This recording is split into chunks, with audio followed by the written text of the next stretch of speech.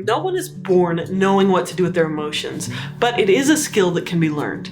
In the last 3 videos, we learned that the most effective way to help kids with anxiety is to teach parents how to think about anxiety differently and to stop shaming their kids about it or protecting their kids from it.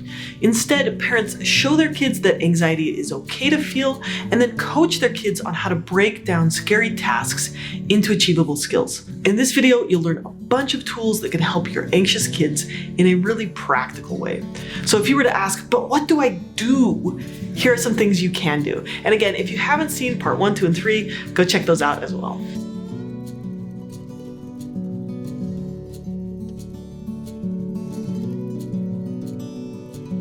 First thing you can do is to help your child predict and rehearse how they'll respond to a stressor. So recently I went on a cruise with my sensitive, kind of anxious 8-year-old. And one windy, cool morning, we were going snorkeling. Right before we were getting ready to get in, I had this flash of a memory. My first time snorkeling, I was about her age, and I had stuck my face in the water, and it got cold, and I got water in my snorkel, and I coughed, and I choked, and I immediately gave up. But later as an adult, I found that snorkeling is one of my most favorite activities in the world. And today it was cold and windy. I thought my daughter might be scared. She was really nervous, and I've seen her flip out and give up before. So I took a moment and I told her the story of my first time snorkeling and how I got scared and gave up. I told her, today it's a little windy. The ocean has some waves. It might seem a little cold. The first time you try to breathe through a snorkel, it might feel a little weird. So let's just practice right here on the shore. Oh, good. And then I did some predicting for her so that she knew what to expect. I told her, when you put your face in the water, you might feel a little shock at first. And it's going to take a little practice to get used to it. And I asked her, will you let me help you? And will you keep trying, even if it takes a few tries to figure it out? So she agreed, and we just took it like tiny steps at a time. And meanwhile, my husband is like trying to do the same thing with our 5-year-old, and the 3-year-old and the baby are crying on the beach with like my in-laws. And it's hard as a parent to keep your cool when everything feels like so intense all the time. But and there's a lot of times I have not done this, but this is one of the times that I did. So that's why I'm telling you this story, right? So she was cold in the water at first. She was scared of like the little fish around her ankles, but we like little by little got used to them. And then she put her face in and she got nervous and pulled it out. And then we readjusted her mask. And then she was able to keep her face in the water when she put it in. And then basically for the first 10 minutes, I held her with 2 arms and she held me with 2 arms. And we looked around a little bit, but she was terrified and we're both kind of swimming, but kind of not, right? And she wanted to escape at first. She wanted to run away, but I gently helped her stay. We get better at that, and we're snorkeling, and she's starting to get the hang of it. She's enjoying it, right? And then there's these big stingrays, and this is a controlled snorkeling experience where the stingrays and the sharks are safe, okay? She didn't want to touch the stingrays, and she didn't want to go anywhere near the shark area, and I did not force anything, but we had half an hour, so little by little, she's doing all the things, right? She's swimming around by herself and she's gleefully looking at all the cool stuff. And by the end of it, she touched a stingray, she swam over and looked at the sharks and did all of these cool things and had an amazing experience, right? Predicting for her and helping her walk through what it would be like before the event really helped her have an incredible experience. So predicting can be a really powerful way to help kids develop the skills to face anxiety. Okay. Number 2, create a safe and consistent environment. So your relationship is the number one thing that helps your child feel safe. But second to that, a consistent routine is really powerful. So when your morning and evening routines are consistent and predictable, your child learns what to expect. When you consistently expect them to go to school or do their homework, the uncertainty is gone, and that can really help them decrease their anxiety and step up to the task at hand. Okay, number 3, mantras can be really helpful. It's like a family rallying cry. It can be something like, oh, I can feel scared and do it anyway, or I can do hard things, or you can't turn off scared, but you can turn up brave. My kids came home from grandmama's camp saying, McAdams do hard things, and they had this little cheer that went with it. So remember, we aren't just telling kids like, get over it, be tough. But instead, we're fostering resilience by paying attention to their ability to face their fears and overcome challenges with our support. Okay, next, acting it out.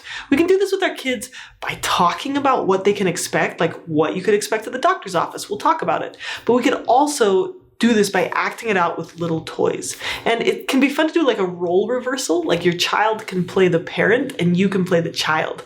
So you can just imagine like a little Paw Patrol scenario. Oh, look, Marshall's afraid to go to bed. In comes Rocky.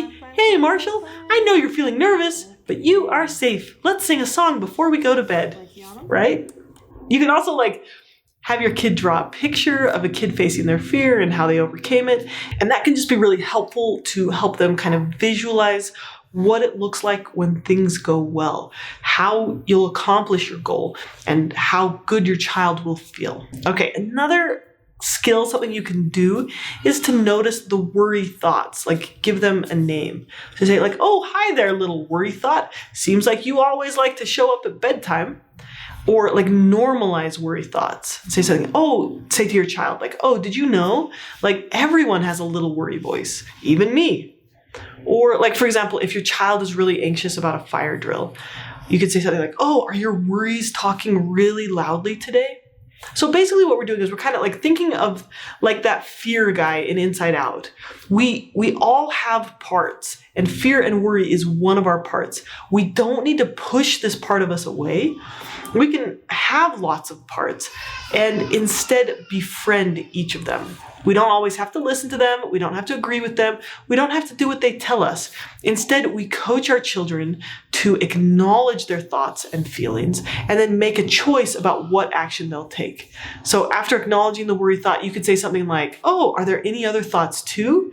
Like, is there anything in there that says, oh, maybe I should try, or you've been able to do this in the past, right? So we can just notice these different thoughts, help your child see them as thoughts, and realize we don't have to believe every thought that we have.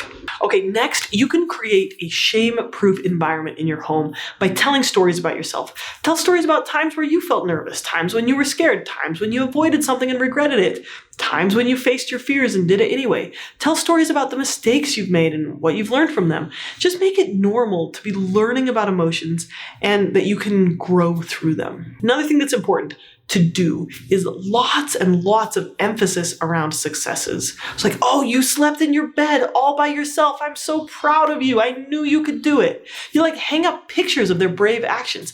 Tell the story of them facing their fears over and over again. And this works because what you pay attention to, you get more of. So if you put a lot of attention on the things they're scared of, they'll get more scared. And if you put a lot of attention on the things that they accomplished and their successes, they'll feel more resilient. Another thing you can do is create a safe space for your kids, like a book full of happy photos that they choose, or a comfortable blanket or a chair where they can calm down and recharge. You could also help your kid develop good physical health. So physical health is essential to mental health. Kids and adults are less resilient when they're tired or hungry or when they've had too much sugar. So just make sure your child gets enough sleep, exercise, and sunlight. Make sure they have time to play with their friends and also downtime to relax. Don't keep them too busy. And, you want to try when possible to help them eat healthy food and consider a vitamin supplement. You can also teach them some skills to calm themselves down, like deep breathing and how to self-soothe. Learning how to soothe your body can be really powerful. Now, I've got a whole course on this, grounding skills for anxiety, or you can search on the internet for videos on like belly breathing, and then just practice them on your own, and then you can teach them to your kids, and that can help them regulate that fear response. You can also help them soothe and regulate their nervous system by hugging them and touching them with eye contact or talking calmly with them. And this is called co-regulation, and it's one of the most powerful ways to regulate emotions. Okay, next, clarify which choices they can make and which ones you choose for them. So for example, yes, you must wear a seatbelt, you must go to the doctor, and you must go to school. It's not a choice you have to avoid school, but you can choose, if you want support there and what type of support. But you must go. You can choose to not watch a movie if it's too scary. You can choose if you don't want to do the big slide or the high dive yet. You can choose when you want to do those or when you want to take off your training wheels, right? You can give them as much autonomy and with that kind of choice as possible.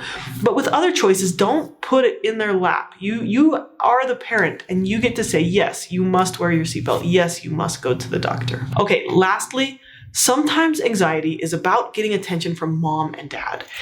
It's still a real emotion. It's not that they're being manipulative. It's that your child has a need for connection and they have a need for closeness. And if we aren't intentional, your child may find that the way they get your attention the most to get that need met is through being scared. And that's when you give them attention. So instead, show them that they can get that need for closeness and connection met in a positive way.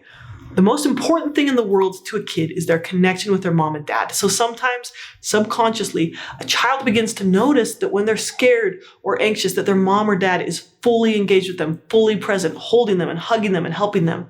But when they're just chilling and happy and they're playing, their parents looking at their phone or busy with housework. So it can be helpful to plan in a consistent one-on-one time with them where they have your full attention and the two of you do something positive together. You send the message that we can connect in a really intense, fun way, not just when you're anxious. And I would just say schedule this in so that you make sure that it happens. And you might be surprised at how many problems this prevents. So this is called, in psychology terms, a child-directed interaction, and it's one of the most prescribed interventions for parents of anxious kids. Okay, so I hope that's helpful. I hope that gives you a bunch of things you can do to help your child with anxiety. Thank you for watching and take care.